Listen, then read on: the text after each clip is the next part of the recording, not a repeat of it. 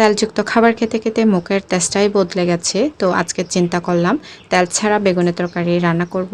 তো আজকের ভিডিওতে শেয়ার করব তেল ছাড়া বেগুনের তরকারিতে আমি কিভাবে রান্না করেছি। হ্যালো এভরিওয়ান, শুভ সকাল সবাইকে। সবাই কেমন আছেন?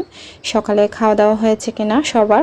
তো তেল ছাড়া বেগুনের তরকারিতে রান্না করার জন্য শীতলে তাওয়া রেডি করে নিলাম। এখানে দিয়েছি আমি লবণ এবং হলুদ। ঢাকনা দিয়ে কিছুক্ষণ রান্না করে নিলাম। এরপরে বলক চলে আসলে দিয়ে দিলাম কুটে রাখা বেগুনটাকে। এখন চলে এলাম সবজি খেতে। এখান থেকে এক ধরনের পাহাড়ি মরিচ তুলে নিব।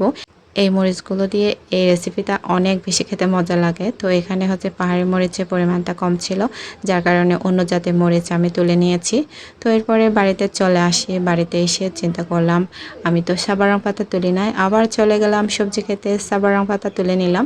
এরপর মরিচটাকে হাফ বাটা করে দিয়ে দিলাম বেগুন তরকারিতে।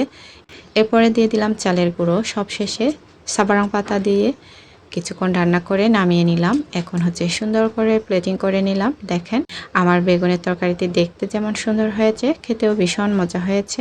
যারা শীতলটাকে অ্যাভয়েড করেন তারা অবশ্যই চেপা শুটকি বা যে কোনো ড্রাই শুটকি দিয়ে ট্রাই করে দেখতে পারেন।